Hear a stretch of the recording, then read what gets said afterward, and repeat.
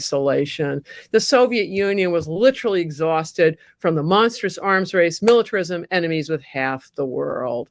And Gorbachev said, look, we're encircled not by invincible armies, but by superior economies. And he repeatedly told people living this way any longer is impossible.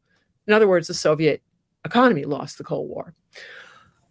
They say that Ronald Reagan defeated the Soviet Union with bullets, missiles, and a massive military buildup. But what if I told you that is completely wrong? Have you ever looked at a giant ancient tree that looks magnificent on the outside, but inside, its timber has been hollowed out by parasites from decades ago? The Soviet Union was exactly like that. The death of this empire was not an assassination from the outside, it was a suicide from within, caused by a genetic curse named Joseph Stalin. Do not believe what you see on the surface of the Red Square parades. The truth is, from the very moment Stalin laid the foundation, he accidentally planted the cancer cells that would kill this massive body decades later. Are you ready to peel back the curtain of this secret with me? To understand why the Soviet Union failed, we must apply a bit of physiognomy to the national structure. If we consider a nation as a living organism, Stalin was the one who shaped its skeletal system and blood vessels. He built a system of absolute centralized power, where every command came from a single brain. But here is the paradox. The more rigid a system is to maintain control, the more easily it shatters when it encounters the tremors of time. Look at the historical evidence of the military-industrial complex.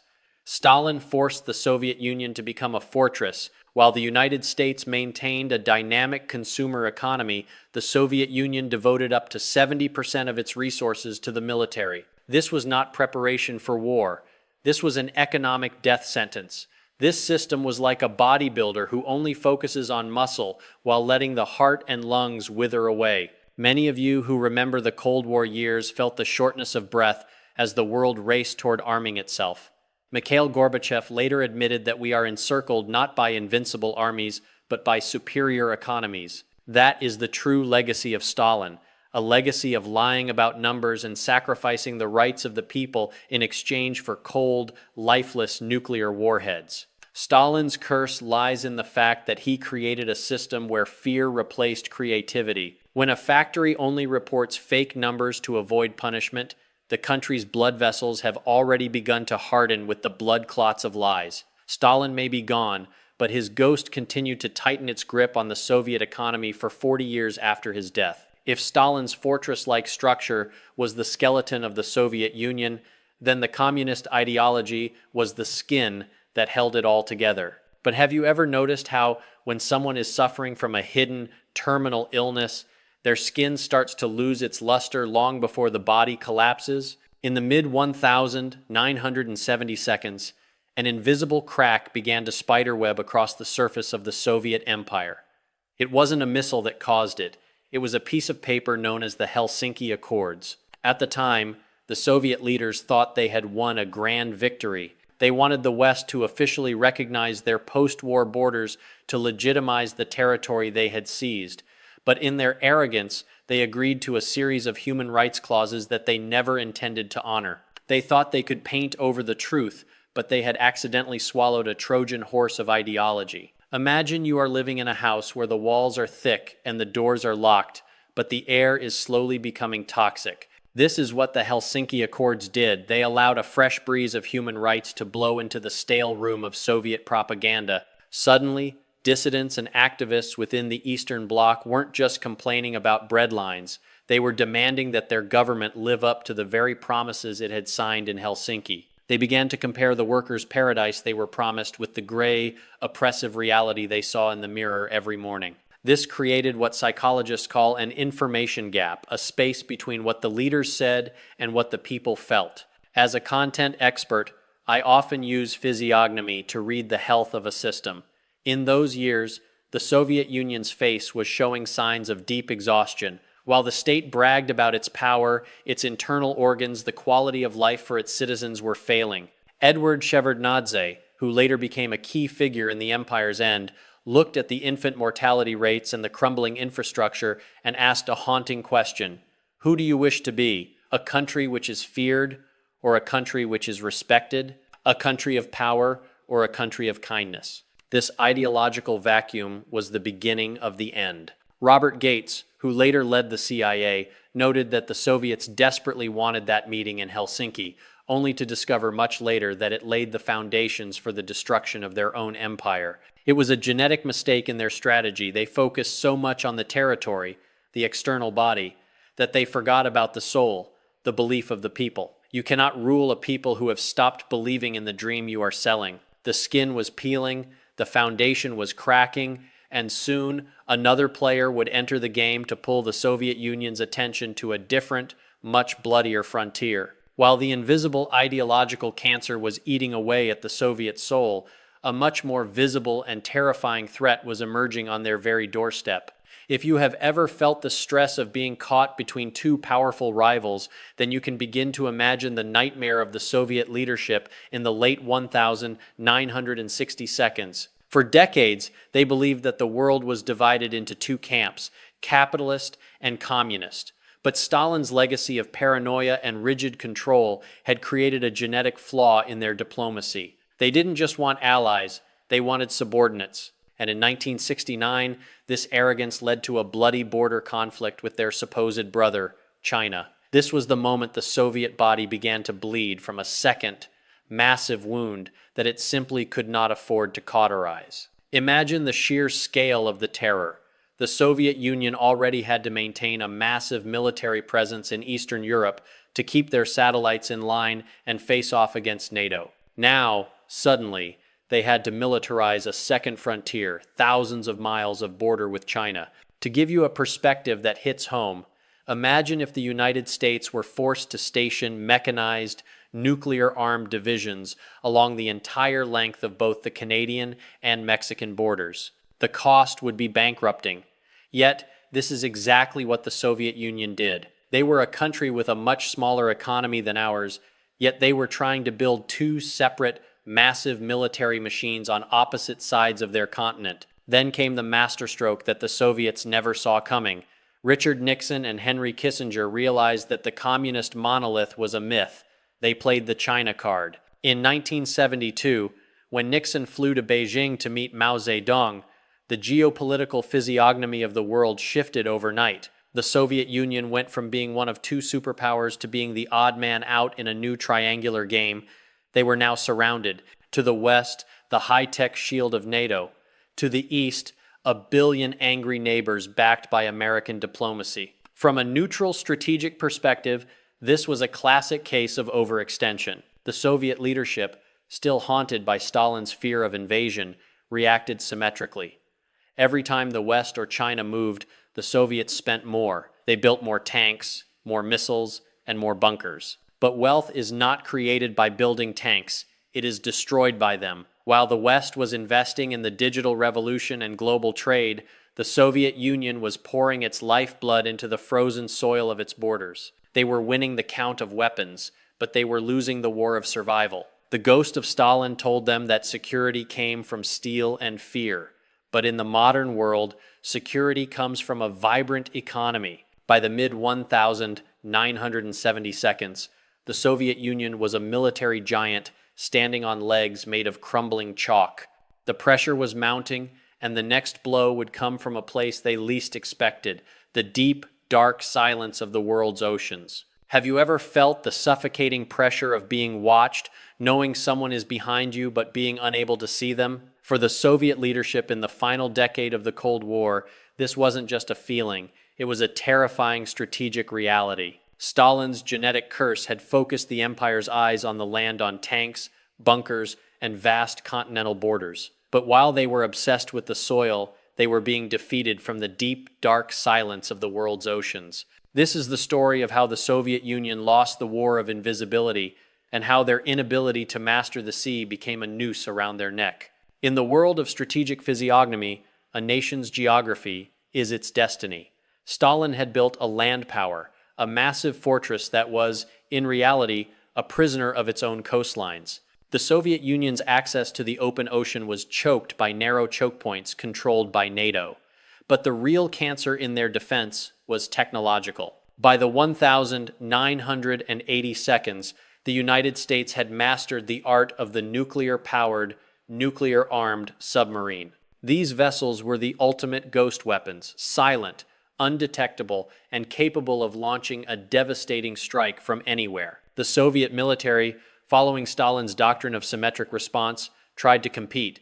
They built massive submarines, some of the largest ever made. But here was the fatal flaw: they were noisy. To the sensitive ears of Western sonar, a Soviet submarine sounded like a marching band in a library.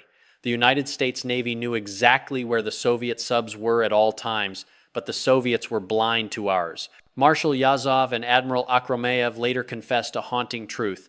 They knew that if a nuclear war started, their second strike capability was a myth. Our submarines were already there, trailing them in the darkness, ready to neutralize them before they could even turn a key. Admiral Akhromeyev once told his American hosts in 1987, "We are surrounded. You know where all our submarines are, but we don't know where yours are. That is destabilizing." This was the moment the ghost of Stalin finally met a force it couldn't intimidate. You cannot fight what you cannot see, and you cannot win a race when your opponent is running in sneakers while you are wearing lead boots. The financial cost of trying to fix this naval gap was the final straw for the Soviet budget. Building a fleet that can challenge the open ocean requires a level of wealth and high-end technology that a centralized, fear-based economy simply cannot produce. Stalin's system was designed to mass-produce steel, not to innovate silent propulsion or advanced microchips. By the time the Soviets realized they were losing the battle for the oceans,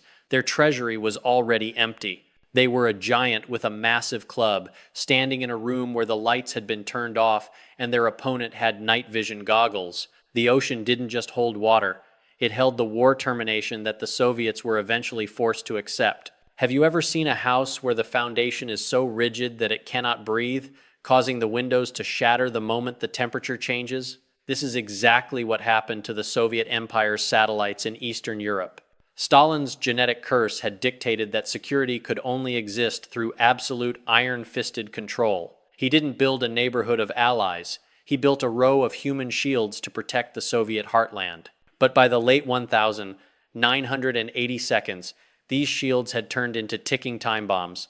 The Soviet body was now so exhausted from its internal cancers that it could no longer hold the leash. This is the story of the domino theory in reverse, not the spread of communism, but its rapid, unstoppable evaporation. In the world of strategic physiognomy, a healthy empire needs circulation, a flow of goods, ideas, and loyalty. But Stalin's system was built on constriction. The Eastern European nations like Poland, Hungary, and East Germany were treated as vassal states, siphoned of their resources to feed the Soviet military machine. By 1988, the skin of the empire was inflamed. In Poland, a workers' union called Solidarity became the first major blood clot in the communist system. They weren't just asking for better wages, they were demanding the right to breathe. The Soviet leadership faced a fatal choice: send in the tanks, as Stalin would have done, or let them go. This is where the ghost of Stalin met the reality of bankruptcy. Mikhail Gorbachev realized that the Soviet Union could no longer afford to be the world's policeman. To send tanks into Poland or East Germany would have required billions of dollars and a total break with the West resources the Kremlin simply did not have. So, he did the unthinkable. He told the Eastern European leaders they were on their own. In that moment, the fear that held the empire together evaporated. The collapse was breathtakingly fast. Have you ever watched a dam break? It starts with a tiny leak, then a crack, and then the entire structure vanishes in a roar of water. In Hungary, they opened the border to Austria. In Poland, they held free elections. And then came the ultimate symbol, the fall of the Berlin Wall. These were not just political events. They were a total rejection of the Stalinist genome. The people of Eastern Europe chose oxygen over iron. From a neutral perspective, this was the empire's organ failure. The satellites were the lungs of the Soviet strategic position, and they had just stopped working. The Soviet Union was now a giant that had lost its protective shell, standing naked and shivering in the cold wind of history. The ghost of Stalin had promised that a buffer zone of occupied nations would make Russia safe forever. Instead, it created a circle of neighbors who couldn't wait to see the empire fall. As the dominoes hit the floor, the final collapse wasn't happening in a distant land, it was coming home, straight to the heart of Moscow. Have you ever managed a household or a business based on a bank statement that you knew was a complete lie? Imagine the stress of seeing growth on paper while your pantry is empty and your roof is leaking. This was the daily reality of the Soviet Union's final decade. Stalin's genetic curse had created a system where truth was treason and loyalty was measured by how well you could manufacture fake success. This is the story of the great economic mirage, the moment the Soviet Union's blood vessels finally became so clogged with lies that the heart of the empire simply stopped beating. In the world of economic physiognomy, transparency is health, but Stalin's system was built on opacity. Because the central planners in Moscow demanded impossible quotas, every factory manager, collective farm leader, and regional official learned to lie.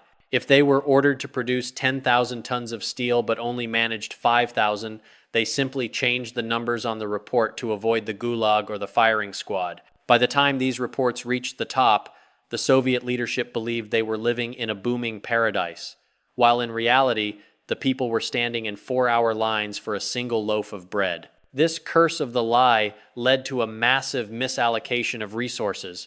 Because no one knew the real price of anything or the real demand for goods, the state wasted billions. They built massive dams that produced no electricity and tractors that broke down in a week, all while the basic health of the population plummeted. By the mid-1980s, the Soviet Union was the only industrialized nation in history to see its life expectancy drop and its infant mortality rate soar during peacetime. The veins of the empire were filled with rust instead of blood.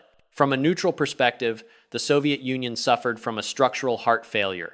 They were trying to compete with the high-tech digital economies of the West using a 1,930 seconds industrial model. While Americans were beginning to use personal computers and global supply chains, Soviet officials were still using abacuses and relying on forced labor. Gorbachev eventually looked at the data and realized the horrifying truth. Living this way is no longer possible. The empire wasn't just broke, it was broken. The ghost of Stalin had taught them that as long as the state owned everything, the state was invincible. But in the modern world, ownership without efficiency is just a debt. The Soviet Union had become a massive museum of obsolete technology and fake statistics. They had built a military that could destroy the world 10 times over, but they couldn't produce a refrigerator that worked. As the 1,980 seconds drew to a close, the genetic curse had finally reached its logical conclusion. The system had successfully lied to itself until there was nothing left to steal, nothing left to spend, and no one left to believe the lies. Have you ever had to perform a delicate surgery on a giant, knowing that if he woke up in a panic, he could destroy everything in the room?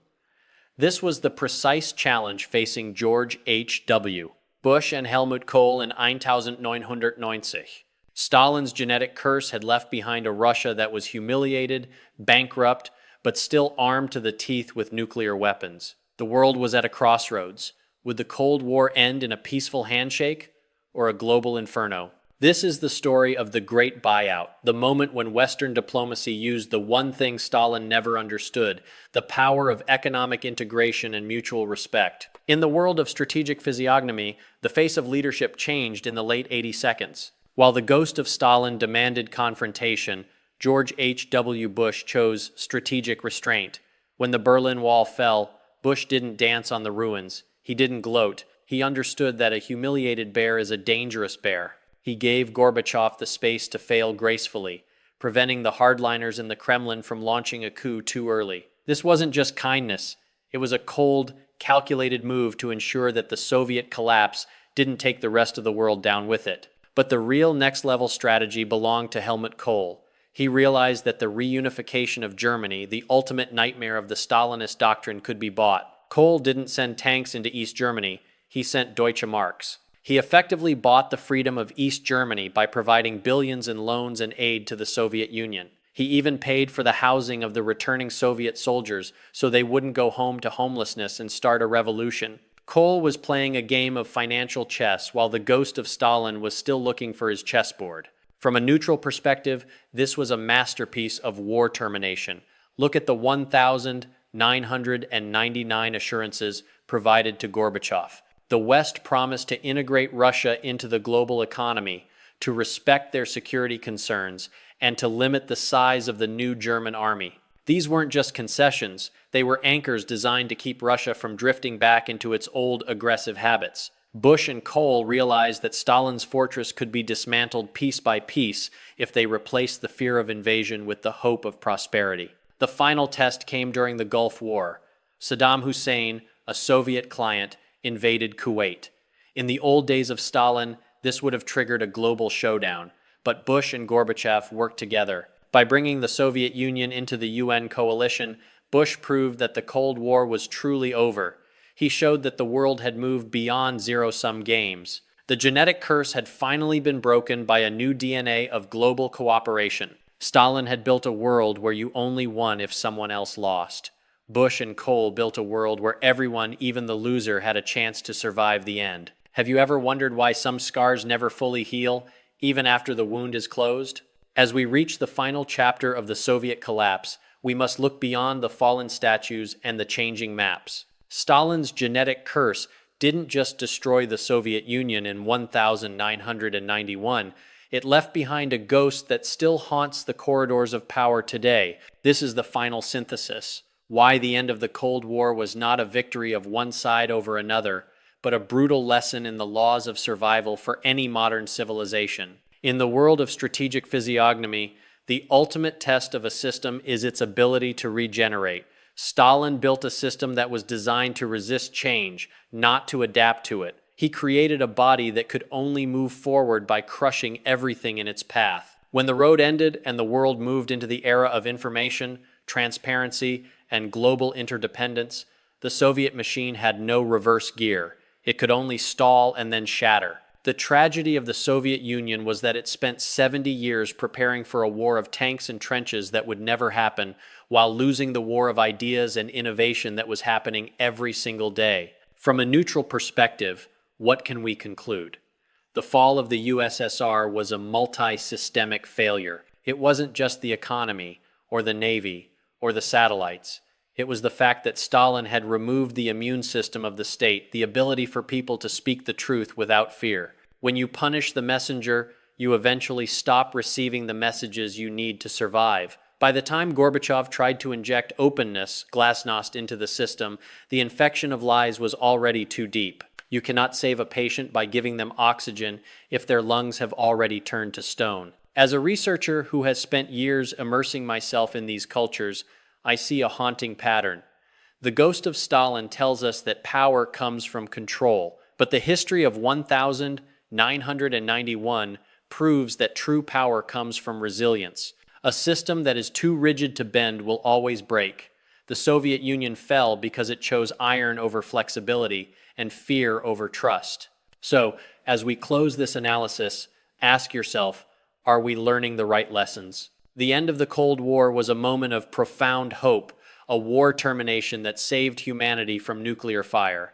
But Stalin's ghost is a patient one. It reminds us that any nation, no matter how powerful, that isolates itself from reality, that treats its neighbors as shields, and that values the image of success over the truth of its people, is already walking the path of the USSR. The genetic curse of 1991 is not a Russian story. It is a human story. It is a reminder that the greatest threat to any empire is never the enemy at the gates, but the lies told within the palace walls.